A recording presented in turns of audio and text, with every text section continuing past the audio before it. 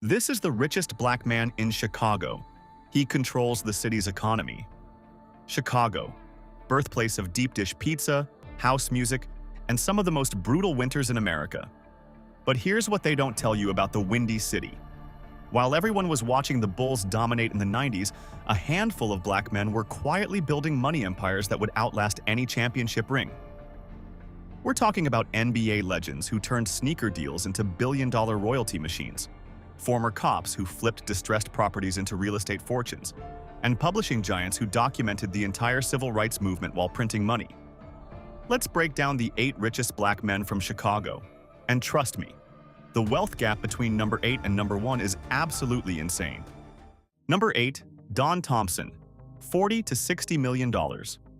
Let's start with Don Thompson, who represents the classic corporate executive wealth path that most people think is the only way black folks get rich. Born on Chicago's South Side, Thompson studied electrical engineering at Purdue, then joined McDonald's in 1990 as basically nobody. 22 years later, he became CEO of the entire corporation, one of the most powerful black corporate leaders in Chicago's history. Thompson's wealth came from exactly what you'd expect: executive compensation packages, stock grants that appreciated as McDonald's share price climbed, and the kind of golden parachute retirement benefits that come with running a Fortune 500 company. His total net worth sits somewhere between $40 and $60 million, which sounds massive until you realize that's basically pocket change compared to everyone else coming on this list. After leaving McDonald's, Thompson didn't retire to a beach.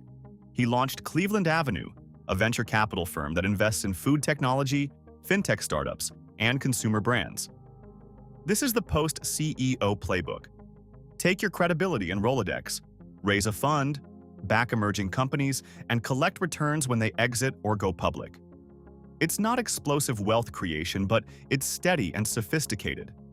Thompson's Chicago connection runs deep through McDonald's, which maintained its headquarters in the Chicago area throughout his entire tenure. His lifestyle is relatively low profile compared to billionaires on this list. He's not buying yachts or flexing private jets on Instagram. His focus is venture investing, sitting on corporate boards, and funding education initiatives in Chicago schools. Thompson represents the ceiling of corporate executive wealth. Work your way up a massive company, collect stock and bonuses for decades, exit gracefully, then deploy capital into ventures.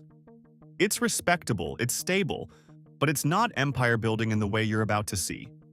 He made $60 million climbing the McDonald's ladder. Solid, but still corporate.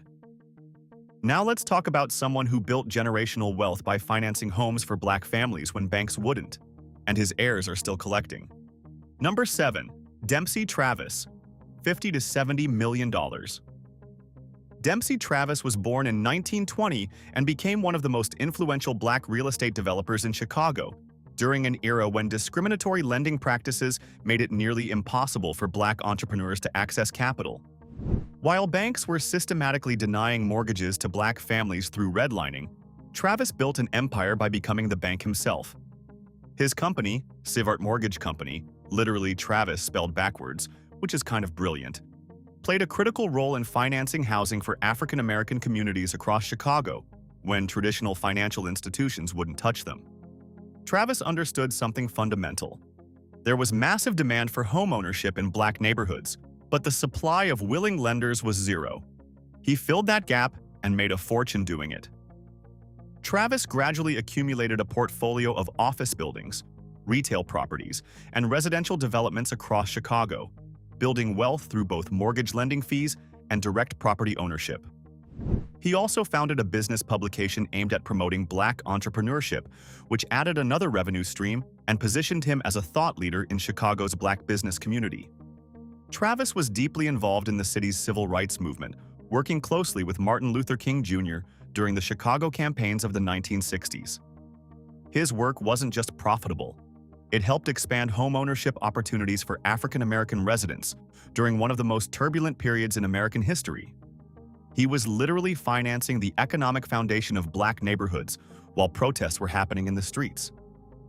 Travis lived as a prominent figure in Chicago's black business elite, maintaining upscale residences in Bronzeville, Chicago's historic black neighborhood, and contributing heavily to civic leadership organizations and economic development initiatives.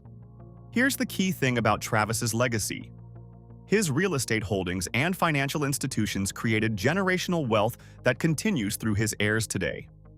Estimated family wealth sits around $50 to $70 million, which means his descendants are still benefiting from mortgages he wrote 60 years ago and properties he acquired when Chicago looked completely different. Travis built $70 million financing black home ownership when banks refused. Powerful legacy. But what if you took that same real estate hustle, started as a cop, and turned distressed properties into a mentorship empire? Number 6. Jamal King, $10 to $15 million. Jamal King's story is the definition of grassroots wealth building. He grew up in Chicago, joined the Chicago Police Department, and while working as a cop, started studying real estate investing on the side like it was a part-time MBA program. His initial strategy was straightforward. Buy distressed properties, renovate them, flip them for profit. Classic fix and flip model that anyone can understand, but few execute successfully. King's wealth sits around $10 to $15 million, which might seem modest compared to others on this list, until you remember he started from a middle-class government salary with zero family money or inheritance. He built this entirely from scratch while carrying a badge and working shifts. After leaving the police force, King went full-time into real estate and gradually expanded from flipping into a broader investment strategy involving rental units and wholesaling. Wholesaling is where you contract undervalued properties and assign those contracts to other investors for a fee, basically acting as a middleman who gets paid for finding deals without ever actually buying the property yourself. King has acquired dozens of residential units across Chicago, focusing heavily on South Side and West Side neighborhoods that offered opportunities for investors willing to renovate distressed housing stock. These are transitional areas where property values can appreciate significantly if you time it right and improve the properties correctly. But here's where King's model gets interesting. He didn't just accumulate wealth and disappear. He launched Model of Transformation LLC, a real estate mentorship program and training company that teaches wealth-building strategies to aspiring investors. This creates a secondary income stream from education, while also positioning King as a thought leader in the Chicago real estate community. King promotes a lifestyle centered around financial literacy and entrepreneurship rather than flashy consumption. His social media presence focuses on wealth education, he does speaking engagements and conferences, and he travels internationally with his family. But the flex isn't about cars and jewelry, it's about teaching others how to replicate his path. King represents the modern self-made real estate entrepreneur. Start with a regular job, educate yourself obsessively, execute consistently in undervalued markets, scale through volume and systems, then monetize your expertise through education. It's replicable, it's transparent, and it's built entirely on leverage and hustle rather than connections or institutional capital. But if you think King's turning cop salary into $15 million is impressive, wait till you hear about our next black guy, who documented the entire civil rights movement while building a publishing empire worth over $100 million. Number 5. John H. Johnson, $100 million plus historically. John H. Johnson was born in Arkansas in 1918 and moved to Chicago during the Great Migration, part of the massive wave of Black Americans fleeing the Jim Crow South for industrial opportunities in northern cities. After attending the University of Chicago, he worked for an insurance company while secretly developing plans for a magazine targeting Black readers, a market that essentially didn't exist in mainstream publishing. In 1942, Johnson launched his first publication, which eventually became Ebony, one of the most influential Black magazines in United States history. He later expanded with Jet, which became famous for its coverage of civil rights events, including the iconic photograph of Emmett Till's open casket that helped galvanize the movement. At its peak, Johnson Publishing Company generated hundreds of millions in annual revenue through a diversified model. National advertising contracts from major brands trying to reach Black consumers, magazine subscriptions from a loyal readership base, book publishing, and brand licensing deals. Johnson essentially created the blueprint for Black media entrepreneurship. Johnson built his empire in Chicago's historic publishing corridor along South Michigan Avenue, and the company headquarters became an iconic landmark representing Black business success. Chicago served as the nerve center for editorial operations, advertising partnerships, and the cultural influence Johnson wielded in shaping national narratives around Black identity. Johnson became one of the wealthiest Black businessmen of the 20th century, living accordingly with luxury penthouses in Chicago, international travel, and an extensive fine art collection featuring African-American artists whose work he helped popularize and preserve. Here's what made Johnson different from other publishers. His magazines didn't just report on Black culture, they helped define it. Ebony and Jet documented the civil rights movement in real time, covered Black celebrity culture when mainstream media ignored it, and highlighted African-American political achievements when they were systematically excluded from national coverage. Johnson Publishing's influence extended far beyond revenue numbers. The company played a major role in shaping how Black Americans saw themselves and how the rest of America saw Black communities. That cultural power translated into advertising leverage, which translated into serious money. The estimated family wealth exceeds $100 million historically, though the publishing empire faced challenges in the digital era and eventually sold off assets. Johnson died in 2005, but his heirs continue benefiting from the generational wealth and cultural legacy he built. Johnson represents media empire building at a time when Black voices were systematically excluded from mainstream platforms. He didn't just make money, he created the infrastructure for an entire community to see itself reflected in print. Johnson built a $100 million publishing empire documenting Black excellence. That's cultural power turned into capital. But what about someone who invested in underserved urban markets and turned into a billionaire through ownership stakes? Number 4. Irvin Magic Johnson, $1.2 to $1.3 billion. Magic Johnson was born in Lansing, Michigan in 1959 and became a global icon as the charismatic point guard of the Los Angeles Lakers during the 1980s Showtime era. 5 NBA championships, 3 MVP awards, one of the most recognizable athletes on the planet. But here's the thing, Magic didn't get rich playing basketball. He got rich buying things. Johnson's estimated net worth sits around $1.2 to $1.3 billion, and the wealth structure is diversified across sectors most athletes never touch. His umbrella firm, Magic Johnson Enterprises, became the central vehicle for investments in real estate, sports franchises, infrastructure, and private equity partnerships. A massive portion of Johnson's fortune came from commercial real estate investments in underserved urban markets, a strategy that sounds obvious now but was revolutionary in the 1990s.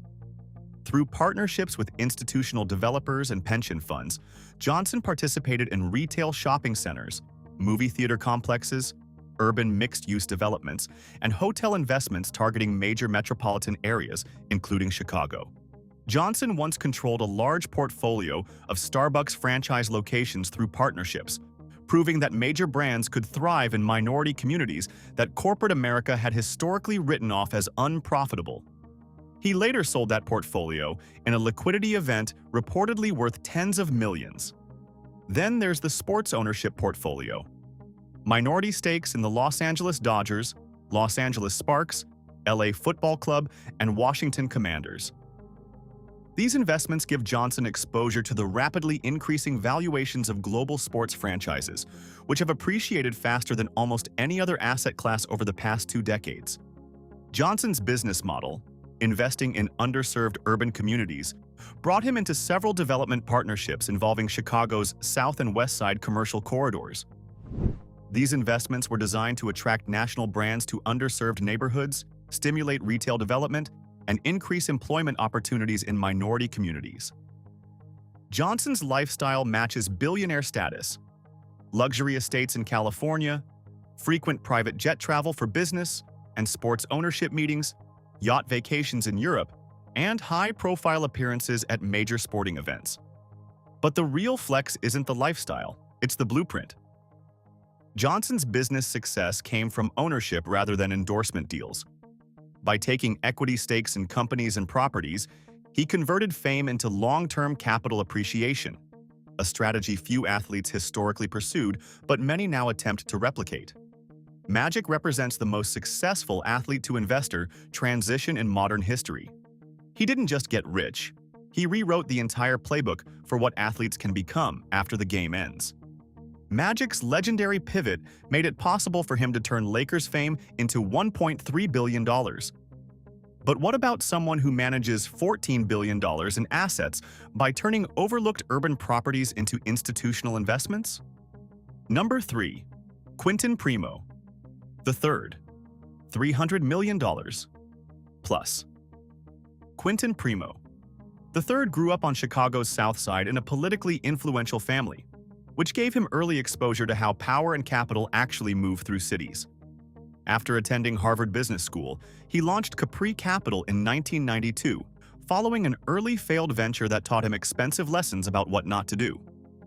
Primo's estimated net worth exceeds $300 million, but the real number to understand is this. His firm, Capri Investment Group, manages over $14 billion in assets. That's not his personal money. That's the pool of institutional capital he controls and deploys, which generates management fees and performance incentives that build his personal wealth. Primo's strategy focuses on urban real estate redevelopment, pension fund partnerships, and large commercial acquisitions. He specializes in turning overlooked urban properties into institutional-grade investments that pension funds and endowments will actually buy, essentially translating street-level real estate opportunities into Wall Street-acceptable assets. Primo built much of his empire through Chicago real estate deals, focusing on major redevelopment projects around downtown Chicago that transformed underutilized properties into high-value commercial spaces. His model works because he has the relationships to secure institutional capital, the expertise to identify undervalued assets, and the execution capability to actually deliver returns. His lifestyle reflects serious wealth. Gold Coast residence in one of Chicago's most expensive neighborhoods, yacht charters in the Mediterranean, and global real estate travel that combines business and luxury seamlessly. Here's what separates Primo from smaller real estate investors: scale and institutional credibility. He's not flipping houses or managing a few apartment buildings. He's deploying billions in capital across large commercial projects that require sophisticated financing structures, regulatory approvals, and long-term hold strategies. Primo represents the intersection of urban real estate knowledge and institutional finance. Someone who understands both the street-level opportunities in cities like Chicago and the institutional capital requirements to actually fund major developments. Next up is a value investor who built the largest Black-owned asset management firm in America. Number 2. John W. Rogers, Jr., $35 to $50 million. John W. Rogers, Jr. was born in Chicago in 1958 and grew up in Hyde Park, raised by a father who was a judge and a mother who was a pioneering Black educator. After graduating from Princeton University, he worked as a stockbroker before launching Ariel Investments in 1983, with somewhere between $10,000 and $150,000 in startup capital. Accounts vary, but either way, it was basically nothing. Ariel Investments became the largest Black-owned asset management company in the United States, managing billions in assets using a value investing strategy similar to Warren Buffett's approach. The firm focuses on buying undervalued stocks and holding them long-term, avoiding the high-frequency trading and speculative behavior that dominates much of Wall Street. Rogers' estimated net worth sits around $35 to $50 million, which might seem modest compared to others on this list until you understand the business model.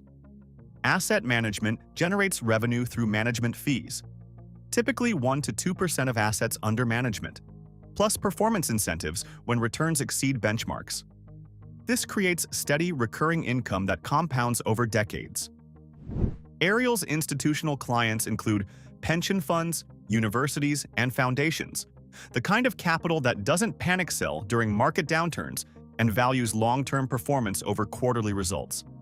This client base provides stability that allows Rogers to actually execute value investing strategies that require patience. Rogers is deeply embedded in Chicago's economic ecosystem and the broader corporate world. He's served on the board of Nike and was a former board member of McDonald's, giving him influence and connections far beyond his personal net worth. His lifestyle is relatively modest compared to billionaires. He's known as an art collector specializing in African American art, a regular donor to Chicago public schools, and maintains a strong presence in civic organizations. The wealth is there, but the consumption is understated. Here's what makes Rogers significant. He built institutional credibility in an industry, asset management, where Black firms have historically been systematically excluded. He's known for mentoring Black financial professionals and advocating for diversity in Wall Street investing, essentially trying to open doors for others that were closed to him early in his career. Rogers represents patient capital and institutional credibility. He didn't chase quick wins or speculative plays. He built a firm that's been delivering consistent returns for over 40 years, which is infinitely harder than hitting one big score. Rogers built the largest Black-owned asset management firm, managing billions. Institutional power. But our number one isn't just the richest Black man from Chicago. He's the wealthiest athlete in human history, and it's not even close. Number 1. Michael Jordan, $3.8 to $4.3 billion. And here we are, the crown jewel. Michael Jeffrey Jordan, born in Brooklyn in 1963, raised in Wilmington, North Carolina, and drafted by the Chicago Bulls 3rd overall in 1984. At the time, Chicago was a struggling franchise in a crime-plagued sports market desperately seeking cultural revival. Jordan didn't just revitalize the Bulls. He transformed Chicago into a global basketball capital and built the most successful athlete wealth story in history. Jordan's estimated net worth sits between $3.8 and $4.3 billion. And here's the kicker. Almost none of it came from his NBA salary. His entire Bulls career earnings totaled maybe $90 million. Solid money, but basically a rounding error compared to what happened after. The real wealth engine is Air Jordan royalties. Jordan's 1984 deal with Nike created the Air Jordan line, and the key mechanic that changed everything was his royalty cut, estimated at roughly 5% of wholesale revenue. The brand generates over $6 billion annually, which means Jordan reportedly earns between $250 million and $350 million per year just from sneaker sales. That's passive income printing money while he sleeps. Then came sports franchise ownership. Jordan purchased a controlling stake in the Charlotte Hornets in 2010 for approximately $275 million. In 2023, he sold the majority stake in a deal valuing the team around $3 billion, creating a massive liquidity event that converted his investment into roughly $2.7 billion in profit. That single transaction alone made him wealthier than most people on this entire list combined. Jordan's also invested in Syncro Tequila, 23X iRacing, his NASCAR team, and ownership stakes in sports betting and tech startups. The 2020 ESPN documentary series, The Last Dance, reignited the Jordan brand globally and significantly increased merchandise demand, proving his cultural relevance decades after retirement. Jordan's Chicago connection is what built this empire. His success elevated Chicago's global sports reputation, helped generate billions in tourism and merchandising revenue, and made the Bulls one of the most valuable franchises in the NBA. He's also funded medical clinics in underserved Chicago communities, maintaining a philanthropic presence in the city that made him. His lifestyle matches billionaire tier. A 56,000 square foot mansion in Highland Park, Illinois, plus homes in Florida, North Carolina, and Utah. Multiple Gulfstream jets for private travel. A high-end car collection featuring Bugattis and Ferraris. He's known for competitive golf and high-stakes gambling at private clubs. Stories of Jordan losing millions in single poker sessions are legendary. Here's Jordan's biggest business insight that separates him from every other athlete. He turned personal athletic fame into a perpetual royalty machine. Most athletes make money while they play, then watch income decline after retirement. Jordan structured deals that pay him more now than when he was actually playing basketball. Jordan represents the absolute ceiling of athlete wealth. He didn't just get rich. He became the wealthiest athlete in human history by understanding that ownership and royalties beat salaries and endorsements every single time. His blueprint influenced everyone from LeBron to Magic to every athlete now demanding equity instead of just checks. From a struggling Bulls franchise in 1984 to a $4 billion empire in 2025, built on sneaker royalties, franchise ownership, and a cultural brand that transcends basketball. Michael Jordan didn't just dominate Chicago, he turned the city into a launching pad for the most successful athlete business transformation ever executed. And there you have it. 8 men who built wealth in Chicago through everything from NBA dominance to mortgage lending, real estate flipping to publishing empires, and equity stakes that turned into billion-dollar fortunes. If this changed how you think about wealth, athletes, or what's possible when you own things instead of just working for them, hit that like button and subscribe to Black Status for more stories about how real Black fortunes were actually built. Also, drop a comment telling me which story shocked you most. The cop who became a real estate millionaire, or the guy making $350 million a year from sneakers he doesn't even make? See you in the next video.